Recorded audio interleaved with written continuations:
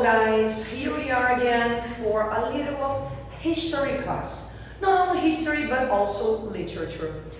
Some groups are about to begin the literature project 90 miles to Havana. Yeah, in English we say Havana, bear in mind.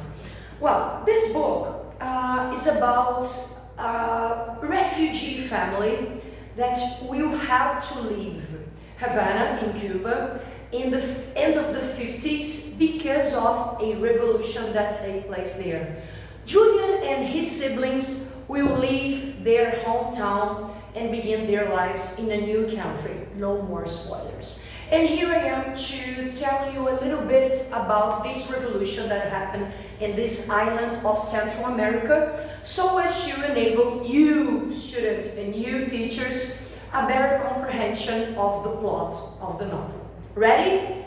Let's go.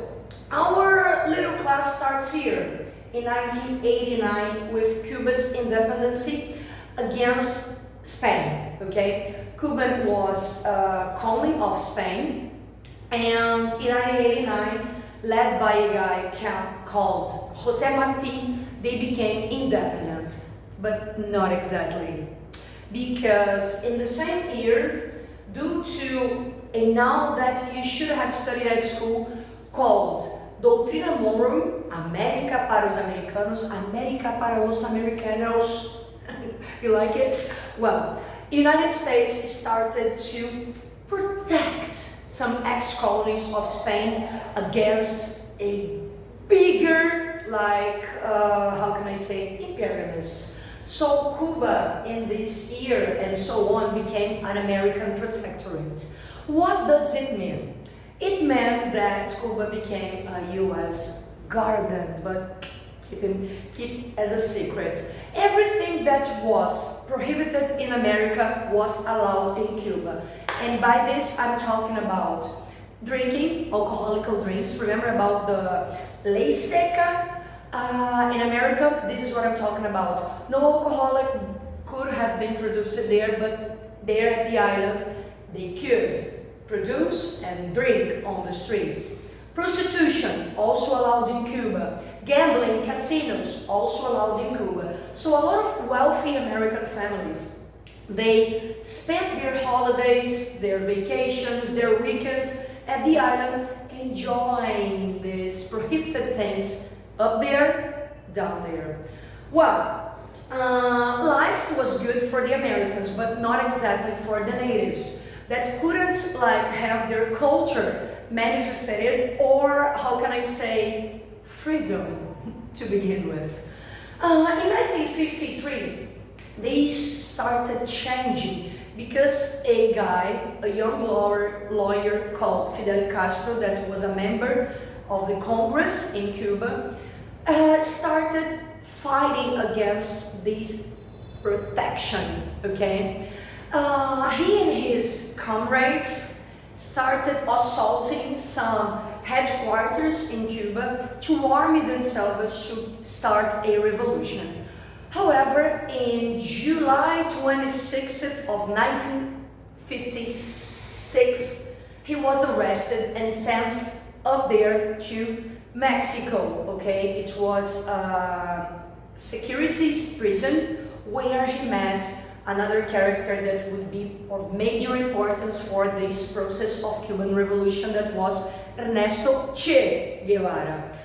Up there, they became friends and they thought about this revolution, okay? But Fidel was excluded and he went to a solitary prison for some months, where he wrote his own defense that was called La Historia Me Absolverá. That is a book nowadays, okay, but you cannot buy it, it's forbidden.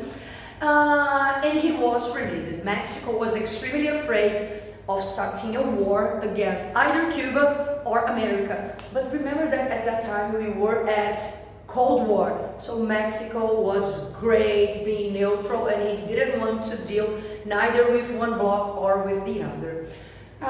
Fidel was released, Guevara was released, and they assaulted a yachty called Grandma, and they returned to the island, to the south of the island, to the mountains that are called Sierra Maestra. And they really started a revolution down there called guerrilla.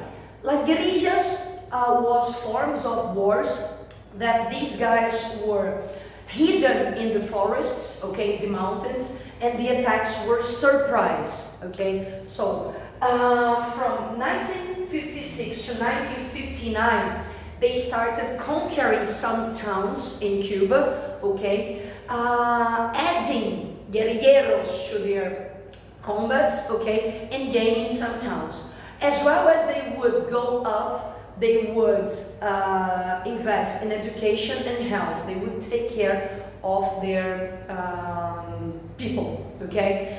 Well, the president of Cuba by that time was Fulgencio Batista, and he was how can I say, protected by America, okay? Who decided not to protect him that much at that moment of instability in the island. Fulgencio was isolated, okay? He knew what was happening and he was afraid for his own life. On January 1st of 1959, when the guerrilleros were close to Havana, that was the capital of Cuba, Fulgencio left the island to the United States. It was an emptiness in the power, and when the revolutionaries arrived at about January 5th or 6th of 1959, Fidel Castro became the Comandante en Jefe of Cuba. And what does it mean? He was the supreme power of the island, okay? A new moment had started in the island, where the island started being governed by a local that was pro the locals for the first time. At that moment, the Cuban Revolution was for the social of the locals. What do I mean? Education, healthy, and sports majorly, but it was not socialist. Again, remember, we were at the Cold War. However, something happened in the 60s that attached Cuba to the Soviet bloc. And what was that? In 1961, America paid for some mercenaries who were Cuban people that had fled away from Cuba during the revolution or after the revolution. America paid them, armed them for them to try to invade Cuba and regain the power. It was a failure, okay? It was called the Bay of Pigs invasion in Playa Girón. Playa Girón is a beach up there. The local ones defeated them, and definitely America and Cuba were enemies, okay? At that moment, in 1961, 1962, Cuba attached themselves to the Soviet bloc and started being a socialist country, okay? Marx, an angel, etc. Before that, no connection. Afterwards, completely connection, still nowadays, another secret. Well, and what happened in 1962? America declared an economic bloc to Cuba. So no products that were American, no countries that were pro-America could commercialize with Cuba anymore. What isolated the country in America and in the world. During the Cold War, that was no problem because the socialist bloc, Soviet Union, was there to support Cuba, both economically and militarily. However, what happened in the 90s with the end of the socialist bloc? A depression in the islands. Yeah, but this is thing for our next video called Cuba Nowadays. I hope you have enjoyed the video and I hope it could be helpful, because when you read this book, all these things are gonna be on the spotlight. See you next time.